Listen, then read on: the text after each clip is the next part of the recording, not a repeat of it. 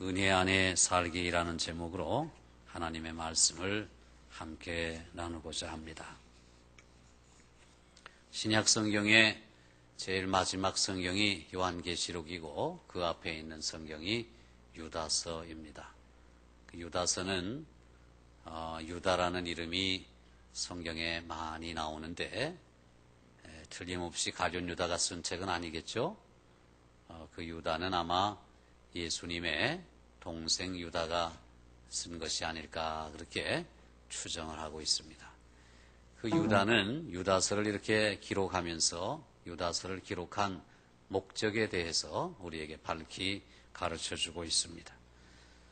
유다서를 기록한 목적이 무엇이냐 하면 교회 안에 가만히 들어온 사람 몇이 경건하지 아니하여 하나님의 은혜를 도리어 방탕한 것으로 바꾸고 홀로 하나이신 주제 곧 우리 주 예수 그리스도를 부인하는 자들이니 그들을 경계하고 조심하라 하는 뜻에서 이 유다서를 기록했다는 것입니다.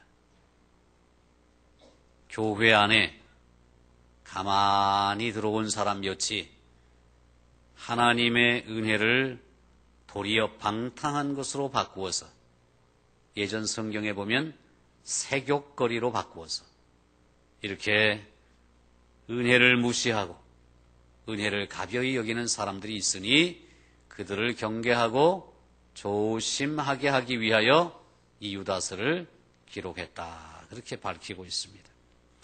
그러니까 쉽게 말하면 교회 안에는 거듭나지 못한 사람들이 있다는 것이죠.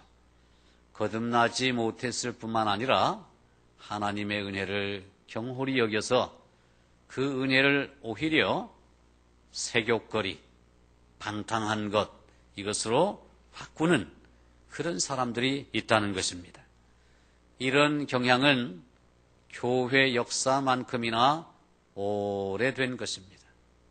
그 말은 다시 말하면 오늘 우리 중에도 그런 사람들이 있을 수 있다 그런 말입니다. 교회 안에 가만히 들어온 몇 사람이 은혜를 가벼이 여기고 은혜를 우습게 여기고 그 은혜를 남용하여 방탕한 짓을 하면서도 하나님은 은혜로우시기 때문에 분명히 용서하실 거야 이렇게 짐짓 죄를 짓는 것을 알면서도 은혜가 마치 죄를 지어도 되는 면허증이라도 준 것처럼 그렇게 생각하는 사람들이 있다는 것입니다. 한마디로 말하면 이것은 은혜를 남용하는 것입니다. 은혜를 남용한다는 것은 은혜를 죄를 위한 자격증으로 만드는 경향성을 말합니다. 쉽게 말해서 어차피 우리는 은혜를 받은 자들이기 때문에 구원은 따놓은 당상이니 도덕적으로나 윤리적으로 아무렇게나 살아도 된다는 것입니다. 그러나 이런 사람들은 은혜가 무엇인지 진정으로 그 은혜가 얼마나 소중한 것인지를 깨닫지 못한 사람입니다. 그들은 은혜를 받은 사람이 아니라 은혜를 받지 못한 사람입니다. 예수님은 오늘 본문의 탕자 이야기로 은혜가 무엇인가를 우리에게 설명해 주십니다. 둘째 아들 탕자는 우리가 잘 아시다시피 돈과 쾌락을 좇아서 아버지의 품으로부터 멀리 떠났습니다. 어느 날 불현듯 정신을 차려보니 가지고 있는 돈은 바닥이 났고 소위 쾌락을 함께 나누던 친구들은 모두가 다 그를 버리고 떠나갔습니다. 그는 배고픔 속에서 떨게 되었습니다. 결국은 그는 돼지들에게 먹이는 쥐염 열매로 연명하는 지경에 이르게 되었으나 그마저도 주는 자가 없었다고 합니다. 탕자에게 벌어진 이런 연이은 사건들이 결국은 그로 하여금 무릎을 꿇게 했고 그에게 잃어버린 지각을 되찾게 했습니다. 이런 연이은 사건들이 무엇 때문에 일어났을까요? 바로 그 탕자에게 정신을 차리게 해주신 것은 바로 하나님의 은혜 때문이었습니다. 우리에게 두려움을 가르쳐 주는 것도 은혜이고 우리에게서 두려움을 덜어주는 것도 은혜입니다. 어느 날 불현듯 우리 자신들을 돌아볼 때 내가 어찌다가 이 지경에 이르게 되었는가? 은혜를 남용하고 은혜를 가벼이 여기고 그렇게 허랑방탕하여 살다가 불현듯 두려움을 느끼게 됩니다. 이러다가 벌 받지. 이러다가 뭔가 잘못되지. 하나님이 진노하시지. 이런 깨달음을 얻게 되는 것입니다. 그래서 우리에게 두려움을 가르쳐 주는 것도 은혜이고 또 은혜 속에서 회복하여 살다 보면 그 두려움이 어느덧 사라지는 것을 느낍니다. 그 두려움을 없애주는 것도 은혜입니다. 여러분, 태연한 얼굴로 거짓말을 하고 거리낌 없이 남들을 속이며 마음 가는 대로 욕정을 품고 내가 앞서가기 위하여 사랑하는 친구를 배신하는 사람들, 우리 주변에 얼마든지 많이 있습니다. 그렇게 살아가던 어느 날 그가 거울을 바라보다가 처음으로 두려움을 느낍니다. 자기가 너무나 더럽고 뒤틀려진 왜곡된 자아를 가지고 있다는 사실에 소스라치게 놀랍니다. 그 두려움과 충격은 은혜의 시작입니다. 하나님이 그 마음에 두려움을 주심으로 그가 돌이킬 수 있는 기회를 주시는 것입니다. 그래서 내 마음의 두려움을 가르쳐 주는 것도 은혜이고 내 두려움을 덜어주는 것도 은혜라는 것입니다. 우리가 스스로 죄인임을 깨달아 불현듯 두려움에 사로잡힌다면 그것은 하나님의 은혜의 시작입니다. 그리고 하나님의 은혜 안에서 살다 보면 그 두려움들은 자연스럽게 사라지게 됩니다. 그 또한 은혜가 지닌 능력입니다. 다시 탕자 이야기로 돌아가 봅니다. 탕자 이야기에 나오는 아버지는 아들이 아직 멀리 있을 때에 허랑방탕하여 살아갈 때에 그를 따라다니지 않으셨습니다. 아들이 방탕한 생활로 돈을 물쓰듯 쓰고 있을 때에 쫓아다니면서 다그치지도 않았습니다. 얘야, 제발 이 새 옷을 입으렴. 이 보석과 함께 이 멋진 보석이 영롱하게 빛나는 이 반지를 끼워보렴. 너를 위하여 살찐 송아지를 잡을 터이니 그 잔치에 참여하렴. 이렇게 아버지는 탕자를 쫓아다니며 애원하지 않았습니다. 순서를 한번 지켜보십시다. 아들은 먼저 집으로 돌아와야만 했습니다. 왜냐하면 아버지의 은혜를 얻어야 했기 때문입니다. 은혜는 언제나 누군가를 집으로 돌아오게 하고 아버지의 사랑 안에 잠기게 하기 때문입니다. 그러므로 아버지께로 돌아오기를 거절하고 집으로 돌아오기를 원하지 않는다는 말은 은혜를 원하지 않는다는 말과 똑같습니다. 잔치에 참여하기 위해서 무엇보다도 아들에게 필요했던 것은 고통이었습니다.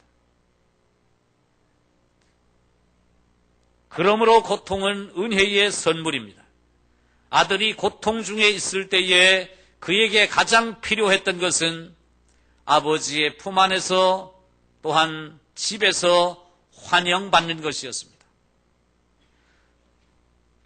탕자에게 베풀어진 잔치는 은혜의 선물입니다. 은혜는 언제나 누군가를 아버지께로 집으로 돌아오게 합니다. 그러므로 멀리 떠난 자리에서 허랑방탕하면서 나는 여전히 은혜 안에서 살고 있으니 괜찮을 거야 라고 생각하는 것은 말도 되지 않는 일입니다. 그것은 은혜를 모르는 사람의 생각인 것입니다. 탕자 이야기에서 은혜를 빼면 어떤 이야기가 남을까요? 그렇게 되면 아버지는 탕자에게 관심이 없습니다. 탕자 이야기에서 은혜를 빼면 그 아버지는 탕자에게는 관심이 없습니다. 오직 맏아들에게만 관심이 있습니다. 그 맏아들에게 가가지고 네가 열심히 일했으니 밭에서 일한 노동의 횟수를 생각해서 내가 살찐 송아지를 잡겠다. 내가 너를 위해서 멋진 옷을 줄 테니 입으렴. 이 보석 반지를 끼고 신을 갈아 신으렴. 네가 노력해서 얻은 대가만큼 말이다. 이 이야기만 남게 됩니다. 하지만 예수님은 이야기를 그런 식으로 매듭짓지 않으셨습니다. 맏아들은 분노를 터뜨렸고 아버지는 자신의 마음에 있는 이야기를 했습니다. 우리는 이 이야기의 결말을 기다려봅니다. 맏아들이 무슨 일을 할까? 잔치에 참여할까? 아니면 새로운 탕자가 되어 아버지의 품을 떠날까? 예수님은 여기에 대해서 아무런 말씀도 하시지 않았습니다. 일부러 미완성의 이야기로 남겨두신 것입니다. 물론 예수님은 맏아들과 같은 사람들에게 둘러싸여 계시고 그들은 나름대로 그 이야기를 끝맺어야 할 것입니다. 따지고 보면 이 맏아들에게도 탕자에게만큼이나 은혜가 필요합니다. 은혜는 언제나 누군가를 아버지께로 그리고 집으로 돌아오게 만들며 그 아버지의 마음을 공유하게 만들기 때문입니다. 탕자에게도 맏아들에게도 은혜가 필요합니다. 사랑하는 성도 여러분, 여러분이 탕자의 입장에 있든지 아니면 이 맏아들의 입장에 있든지 간에 우리 모두에게는 하나님의 은혜가 필요합니다. 하나님의 긍휼이 필요합니다. 사랑하는 성도 여러분, 은혜는 고통의 회피를 위한 도구가 아닙니다. 당연히 받을 죄값을 면제하는 것도 아닙니다. 사람들은 은혜를 받은 자라고 하면서도 습관적으로 여전히 불순종합니다. 은혜를 받은 자라고 자처하면서 결과를 생각하지도 않고 분노를 터뜨립니다. 은혜에 운운하면서 바람을 피웁니다. 은혜 받은 자라고 자처하면서도 죄악된 관계를 그대로 방치하고 내버려둡니다. 은혜 받은 자라고 말하면서도 시간과 돈의 청지기로 살기를 거부한 채 사리사욕을 채우며 살아갑니다. 이 모든 행위들은 소위 은혜라는 이름으로 성령의 인도함을 무시하는 것입니다. 은혜는 성령과 동행합니다. 은혜는 성령을 거스르지 않습니다. 성령을 거스르면서 은혜를 말하는 것은 어불성설입니다. 은혜란 결코 하나님을 궁지에 몰아넣는 것이 아닙니다. 복음을 교활하게 이용하는 것은 결코 은혜 받은 사람들이 할 짓이 아닌 것입니다. 짐짓 죄를 짓는 것은 은혜와는 상관이 없습니다. 그것은 은혜 없는 자의 특징입니다. 은혜를 받은 자는 습관적으로 죄를 짓지 않습니다. 은혜를 받은 자는 결과를 생각하지도 않고 분노를 터뜨리지도 않습니다. 은혜를 받은 자는 바람을 피우지 않습니다.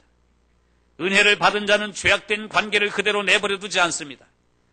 은혜를 받은 자는 사리사욕을 채우지 아니하고 시간과 돈의 청지기로 살아갑니다. 은혜를 받은 자는 성령의 인도하심에 민감합니다. 은혜를 받은 자는 성령이 인도하시는 대로 순종하며 살아갑니다. 은혜를 받은 자는 복음을 교활하게 이용하지 않습니다. 은혜를 받은 자는 짐짓 알면서도 고의적으로 죄를 반복해서 짓지 않습니다. 은혜는 죄를 덮어주는 것이 아닙니다. 은혜는 죄를 꺼내어 십자가 앞으로 가져가는 것입니다. 은혜는 불순종하는 것을 용서하는 것이 아니라 아버지의 집으로 돌아가 순종의 자리로 나아가게 하는 것입니다. 탕자는 은혜를 받았을 때에 허랑방탕한 자리에서 용서를 받은 것이 아닙니다. 아버지의 집으로 돌아가 그 아버지께 용서를 빌었을 때에 용서를 받은 것입니다. 탕자의 비유에서 은혜가 빠지면 마다들의 이야기밖에 남지 않습니다. 마다들의 이야기만 있는 세상은 굉장히 메마른 세상입니다. 한 만큼만 대가를 받는 것입니다.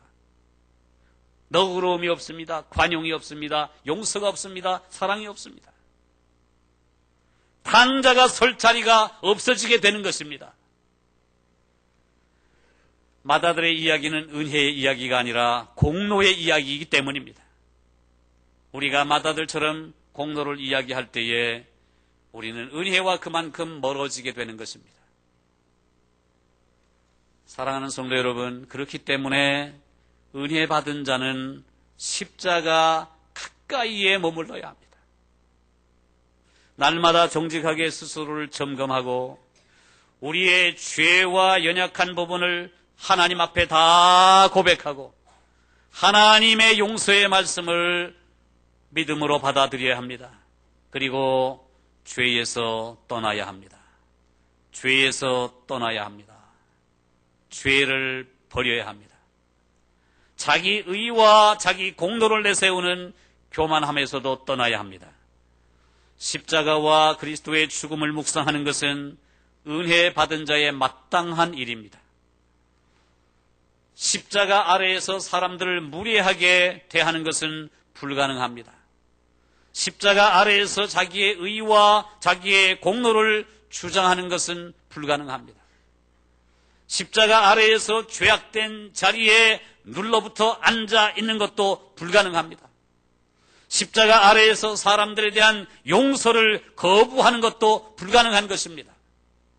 십자가 아래에서 하나님의 용서를 구하지 않는 것도 불가능한 일입니다. 은혜 받은 자는 이처럼 십자가 가까이에서 머무는 사람들입니다. 그리고 십자가 앞에서 눈물로 통회하고 자복하고 아버지의 품으로 돌아가는 사람들입니다. 사랑하는 성도 여러분, 은혜 받은 자는 이처럼 십자가 가까이에서 머물러야 할 뿐만 아니라 또한 은혜를 베푸는 사람들을 가까이에서 머물러야 합니다. 그래서 교회가 소중한 것입니다. 믿음의 지체들이 소중한 것입니다. 우리의 믿음의 공동체가 소중한 것입니다. 우리 모두는 우리를 받아들이고 환영해주고 사랑해주는 사람들이 필요합니다. 은혜가 없는 세상 얼마나 메마른 세상입니까? 우리를 받아주지도 않고 사랑해주지도 않고 용서하지도 않고 관용을 베푸지도 않으면 얼마나 삭막한 세상이겠습니까? 우리에게는 은혜를 베푸는 사람들이 필요합니다. 우리에게 은혜를 베푸는 사람들이 필요한 이유는 우리 주변에 그와 반대인 사람들이 있기 때문입니다. 그들은 은혜를 베풀기는커녕 은혜를 해치는 사람들입니다. 그들은 나를 판단하고 비방하며 나의 마음을 갈갈이 찢어버리는 사람들입니다. 그렇기 때문에 우리에게 있어서 은혜를 베푸는 사람들의 존재는 얼마나 귀한지 모릅니다. 한 믿음의 지체가 지인들과의 만남에서 자신이 겪고 있는 깊은 외로움에 대해서 토로했습니다. 그런데 그날 모임의 분위기상 그 문제에 대해서 그다지 깊은 대화를 나누지는 못했습니다. 며칠이 지났습니다. 그 모임에 참여했던 한 사람이 자신의 깊은 외로움을 토로했던 그 사람에게 전화를 걸어서 함께 점심 식사나 하자고 요청을 했습니다. 그래서 그 사람과 만났습니다. 두 사람은 깊이 있는 대화를 나누었습니다.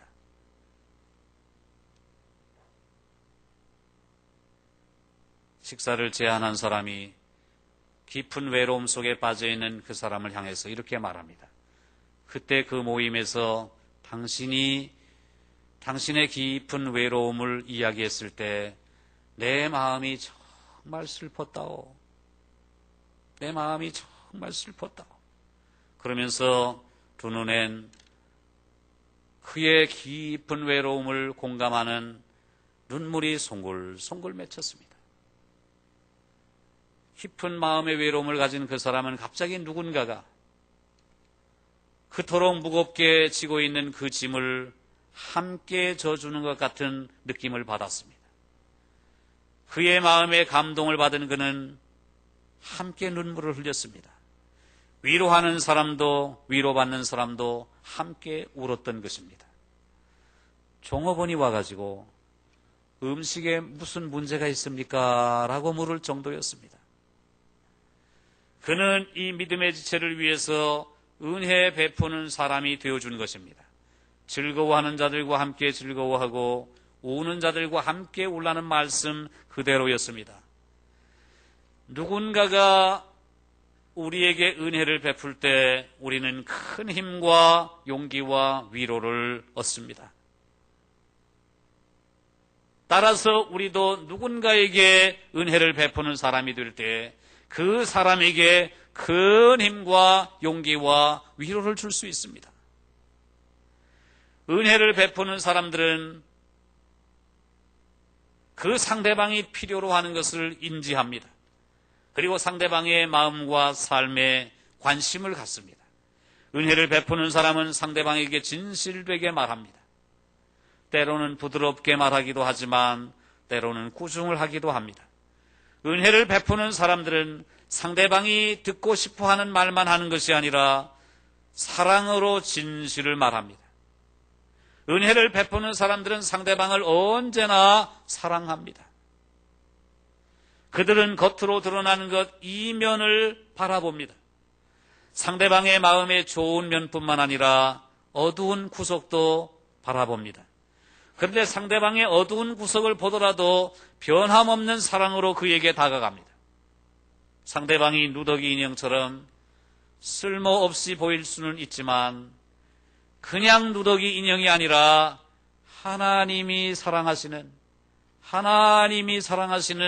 누더기 인형인 것을 알고 있습니다. 그리고 은혜를 베푸는 사람들은 상대방이 결코 자신이 누더기이지만 하나님이 사랑하시는 누더기 인형이라는 사실을 망각하지 않도록 도와줍니다. 힘내세요. 용기 내세요. 일어서세요. 당신은 결코 쓸모없는 누더기 인형이 아니랍니다. 하나님이 사랑하시는 그런 누더기 인형입니다. 겉으로 보기에는 누더기 인형처럼 보일지 모르지만 하나님이 당신을 얼마나 사랑하는지 모릅니다. 이 사실을 일깨워주는 사람이 은혜를 베푸는 사람입니다. 또한 우리는 특별히 궁극적인 의미에서 은혜를 베푸시는 분 가까이 머물러야 합니다. 사도 요한은 인간이 되신 예수님에 대해서 이렇게 말씀합니다.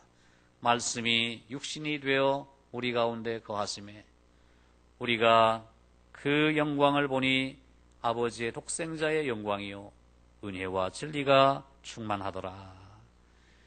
예수님은 은혜로 진리로 충만하셨습니다. 예수님은 늘 옳은 일을 하셨습니다. 예수님의 행동은 언제나 은혜와 진리로 충만했습니다. 그런데 은혜를 남용하던 사람들은 이 예수님 때문에 기분이 몹시 상했습니다. 왜냐하면 예수님께서 그들에 대해서 이렇게 말씀했기 때문입니다. 우리가 너희를 향하여 피리를 불어도 너희가 춤추지 아니하고 우리가 슬피 울어도 너희가 가슴을 치지 아니하였다. 노래를 불러도 피리를 불어도 춤추지 않고 또 슬피 울어도 가슴 치지 않는 그런 삭막하고 메마른 사람들이었다는 것입니다. 여러분, 그러나 정말 은혜 안에서 살아가는 사람들은 피리를 불면 춤을 춥니다.